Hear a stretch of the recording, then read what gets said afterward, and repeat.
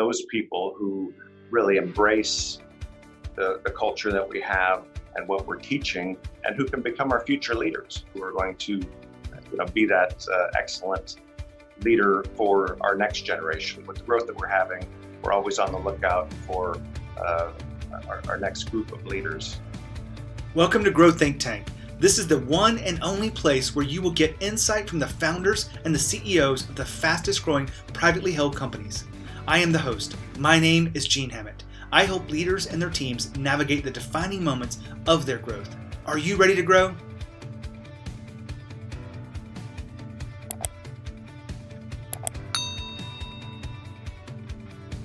Today we're talking about developing employees. Specifically, how do you develop them so that they have a high productivity as quickly as possible inside your company? Developing employees takes a lot of intentionality. It takes understanding human nature. It takes putting the right systems in place. Developing employees is our job as leaders. Now, today we have a very special guest. His name is Tyler Covey. He is the CEO of MDstaffers. This company has grown at an astronomical pace. They were on the Inc. List in 2019 at the 49. A little tongue-tied there. They had over a 5,000% increase over the 3-year period, and that was over $7 million in revenue. They've continued to grow today, and they've continued to create the systems that will allow them to reduce the time for someone to be productive. They may come in with some skills, but they have certain processes. They have things that they develop to really create this and systematize new people coming on board. And that's one of the reasons why they're growing so fast. So we're going to be talking about, what are the key factors of coaching and nurturing your employees. We're really is all about developing those employees. Thanks for tuning in here to Grow Think Tank. Really excited about sharing this with you. And before you run, I have done so many interviews in the last few weeks. I have such an exciting time to share with you that those interviews have been organized into the 12 core principles of fast growth companies. So all you have to do to get that is go to genehammett.com/worksheet. And so you can get the 12 principles, and I've been able to go in there and find which episodes will align to each individual episode. When you subscribe to Grow Think Tank, you will find exactly what you need so that you can move forward. And many of them haven't been published yet, depending on when you're hearing this, but you can tune in to the date that means the most to you. Here's the interview with Tyler. Hi, Tyler. How are you? I'm outstanding. Thank you. Well, excited to have you here on Grow Think Tank to talk about fast growth in your company. Thank you. I'm very excited to be here as well. Tell us a little bit about MDstaffers. Sure. MDstaffers is a physician and advanced practitioner staffing company. So we provide both temporary and permanent physicians and advanced practitioners to hospitals, healthcare facilities, and government agencies throughout the country. We started in Sacramento, California, and recently opened an office in the DC metro area to help us service our clients on the East Coast. But we've experienced some tremendous growth over the last 4 years since I took over the company. In 2018, we had 8 staff, and today we have 24. So we've really ramped up the number of staff, and with that, we've become the 49th fastest growing company in the nation and the fastest growing physician staffing company in the nation. Well, you're in good company. Everyone here on the show is growing really fast. The top 500 we highlight, and we're going to talk about the leadership and culture that drives growth. So Tyler, we talked last week a little bit about, kind of the way you see business and see employees. You believe in really nurturing these employees and coaching them. Why is that important? I think it's critical for a number of reasons. The main premise that we operate on is that employee knowledge is not a static thing. We think that intelligence, ability, and performance can continuously be improved. And so if you buy into that, we find that, listening, supporting, encouraging, and training staff is just critical. And it really shows our commitment to the staff, to their development, to their ongoing growth, to their success.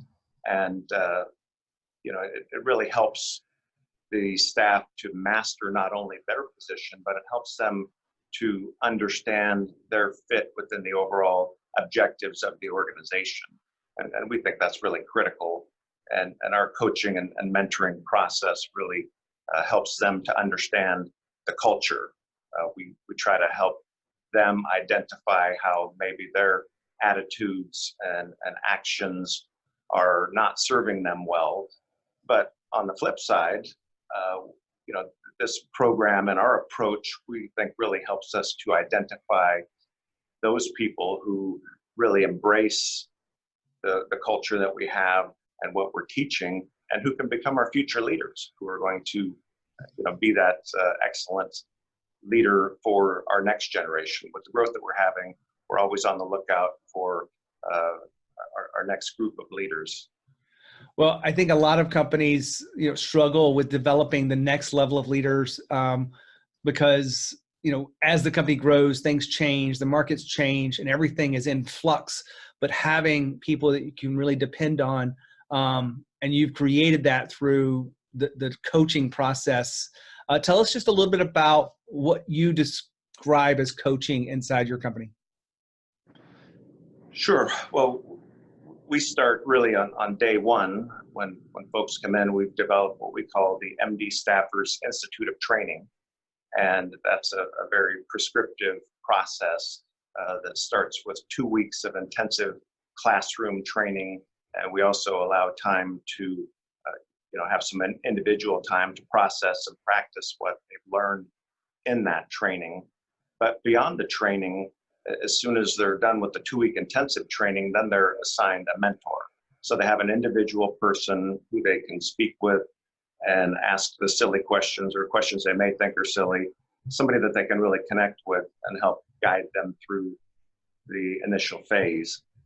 Beyond that, they're also assigned to a team. And within that team, they break out into smaller cohorts of partners. So you'll have 3 partners that get together on a weekly basis and discuss issues. And they come up with resolutions.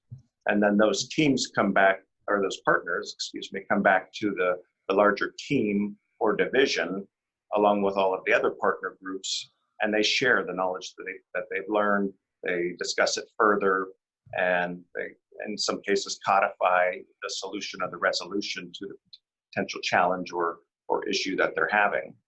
And then beyond that, on a monthly basis, we have what we call advanced training.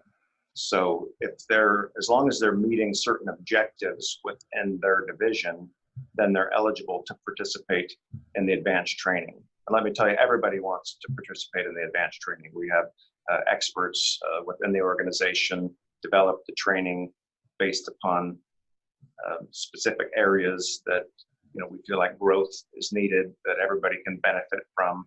It's really to help them understand their positions at a more advanced level. And we garner input from various subject matter experts, and people work really hard to meet their objectives so that they're able to participate in this advanced training. And then beyond that, once a month, we have company meetings. And these company meetings are a place where we can get together and talk about how each division's objectives and performance really tie into the overall corporate objectives. We talk a lot about our vision and our mission and our core values. We think that everybody should be able to recite those to you verbatim at a moment's notice, because we talk about it an awful lot. We want to keep everybody focused on how their individual performance and job contributes to the overall success and mission and vision of the organization.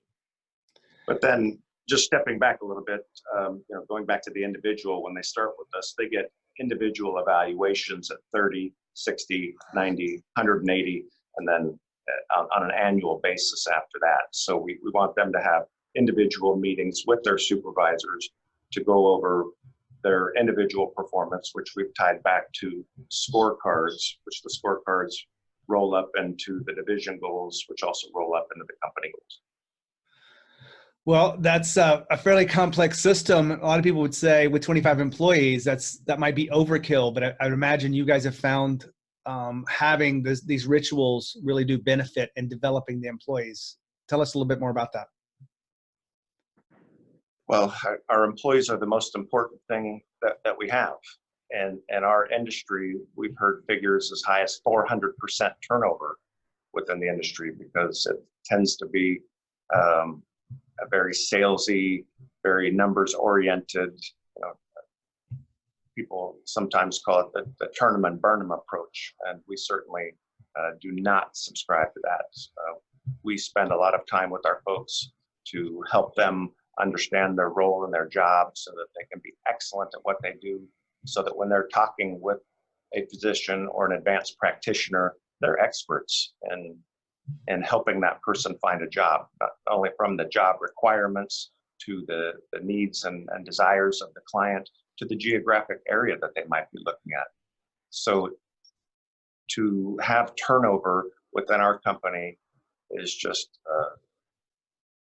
it's so detrimental that, we find that by showing that commitment, by investing in our people, that they stick around, and then they're better able to do an excellent job for our physicians and our clients. Now, hold on for a second. I don't know if you caught that, but Tyler just said the industry average turnover rate is 400%. Now, you probably know the numbers behind your turnover rate, what is in your industry, but that is something that is really hard to overcome if you're accepting that that's the accepted rate. Maybe a lot of people are trying to figure that out because of the cost associated with turnover. But what I really like about this is Tyler shares his plan for creating a place where people feel supported, they're growing, and they're developing employees. And that's the key. If you want to reduce your retention rate, all you have to do is be really intentional about how to develop your employees and really create systems around that. Now, that's part of the solution. There's many other pieces to it, like onboarding. Also, the leadership has a big deal behind it, and also hiring. But I have done many different episodes about retention rates, but I just want to make sure that you caught what I heard there about 400%. And what he's doing and what he's talking about in this interview is really about reducing that and creating more employees that really want to stay for the long haul. Now back to the interview with Tyler. Tyler, I ask a lot of leaders this one question, and given the fact that you've grown so fast, and I kind of know what you would say, but I don't want to assume, as a leader, what's the most important thing to you, customers or employees? Well, I'd have to say employees, because without them, I don't think that the customers would come to us and stay with us. We really try to lead by example. We try to practice what we preach, and our customers are extremely important as well. But without our employees, we're nothing. I know people get kind of twisted on this question. It's not meant to trip you up, but it's meant to. The company must put the employee or put the customers first, but the leaders I've found in fast growth companies, over 94% will say it's employee first. It's a little bit of a modern leadership thing, I think, behind this. And I think you nurturing your employees and putting so much into the development of them is a testament to what, the actions behind. It's not just words. We were talking, Tyler, about the importance of hiring the right people. So let's just talk just a little bit about hiring great people. What links do you go to make sure that you have the right people before they actually go through this training process? That's a great question. And we learned from some early mistakes in hiring people who seem to have the right experience and background to be successful in our organization. What we missed was looking at whether or not they were meeting or whether or not they were embracing what our core values are. And so really our hiring process now, and in fact our appraisal process and our firing process, if we get to that, is all surrounded by our core values, which is we're looking for people who are coachable. They must be ethical. They must be reliable. They must be team players. And then, with those attributes, we think that we can make them effective.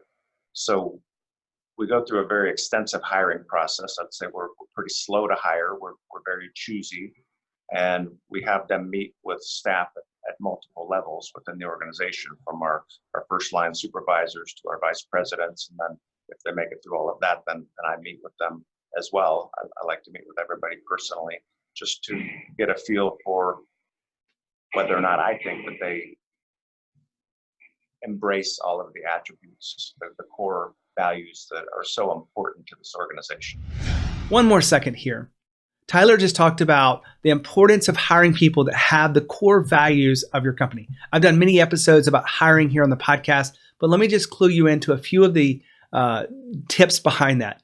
You really want to have a clear idea of who the best person is for your company, not just their skills, but really who is a fit for it. And that core values is a very important piece of that. Understanding how someone aligns with the core values, how they add to the culture, that is the key.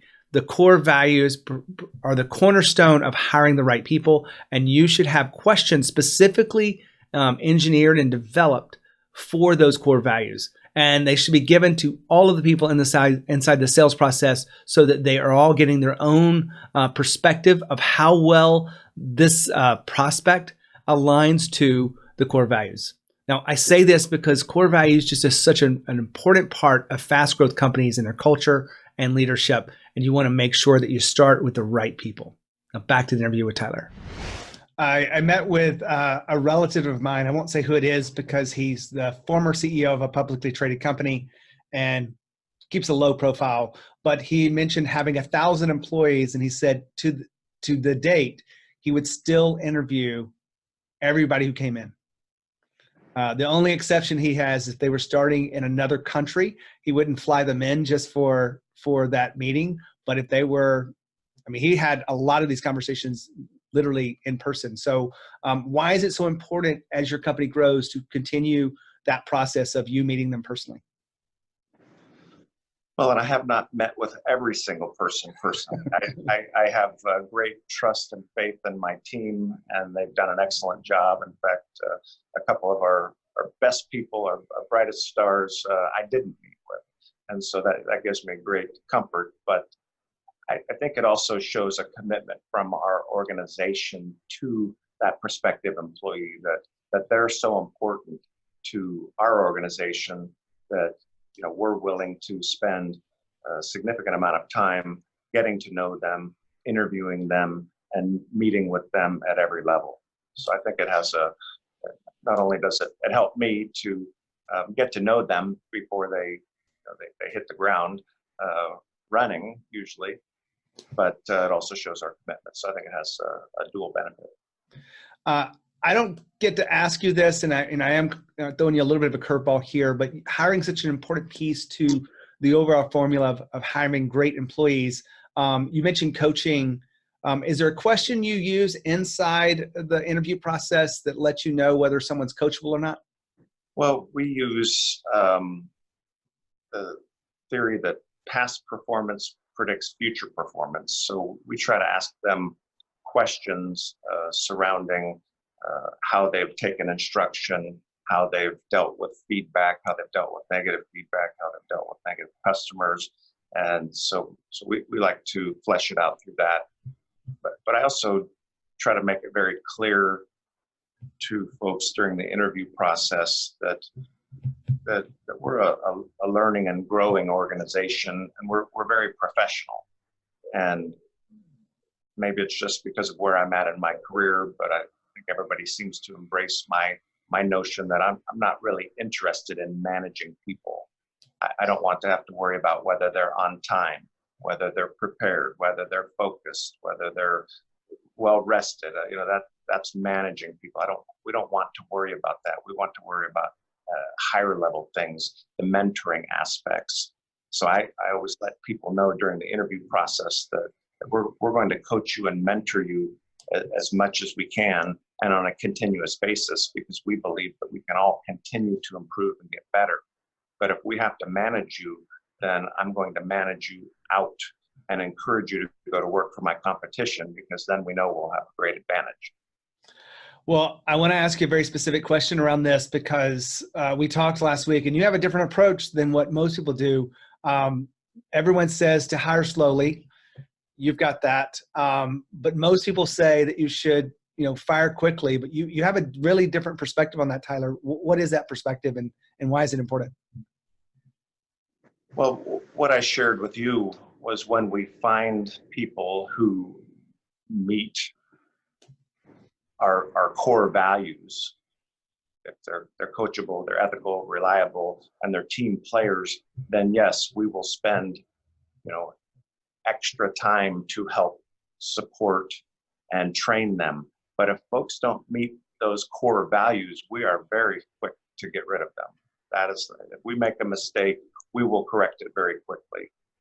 Thankfully, we've gotten much better in the last year, and we haven't made any mistakes that I can think of. But we made mistakes earlier, and if they don't meet those criteria, then we're very, very quick to part ways. But if we see in them that they're embracing our culture and that they're working well, our industry is complex, and some people pick up on it a little bit quicker than others. And we found that by spending additional time with good people, we can turn them into great performers as well. In fact, one of the benefits, and you mentioned our extensive process for training people. One of the things we've learned in the last year in comparing our groups of hires from the last group to those a couple of years ago, it would take individuals 6 to 12 months to become, really solid performers within the organization. We would train them and then, throw them out there and spend a little bit of time with them, but it wasn't as focused as it is now. Now, with the focus that we're spending on each individual and in teams and groups, we've cut that productivity time from 6 to 12 months down to 2 to 6 months. So it's really paid a lot of dividends for us, and especially for our clients. Our demand is unrelenting, and so we could hire 20 more people today, and if they were ready to perform, we have the work for them. Well, I appreciate you sharing that stat with us because I think that really puts it in perspective of why we should be, coaching and nurturing our employees is because it pays off. Getting productive, getting them really effective quicker is a really powerful thing inside the culture and inside the just the business. Absolutely, and the other benefit, something that's not often spoken about, but we're pulling other high performers within the organization out to provide this mentorship and this coaching for these individuals. What we found is that even though their productivity maybe slips a little bit, their knowledge increases too. They learn from the newer people. They learn from the questions. They get reinforcement on some of the great things that they've been doing to be successful. So sometimes it helps to keep them centered, focused, and engaged as well. So we think overall it's moving the productivity needle up across the board. Well, I appreciate you sharing some of the expertise and wisdom that you've gained over growing a fast company. Hopefully others listening in here can use it. And if they're having the trouble of getting people up and going faster, this certainly is a good case for that. So Tyler, thanks for being here at Grow Think Tank. My pleasure. Thank you. Another great episode here at Grow Think Tank. Developing employees is our job as leaders. We want to create people that are confident and courageous in all of their roles and how they interact with each other. And you must coach them. You must nurture them along the process. Now, hopefully you've learned something today in today's episode with Tyler. I really appreciate, them talking about, really focusing on how do we get someone to be more productive as quickly as possible and moving that from 6 months to 12 months down to 2 to 6 months. And you think about the ROI that has is just really strong, and you want to have a system that's repeatable, and you can actually continuously improve that if you have a system behind that. So really appreciate Tyler sharing those ideas and concepts with us here on the podcast. Hopefully you're enjoying the podcast as much as I enjoy creating it for you. Make sure you refer this to someone that you know wants to be a great leader, wants to grow their company fast, and learn from these insights from these amazing leaders. As always, lead with courage. We'll see you next time.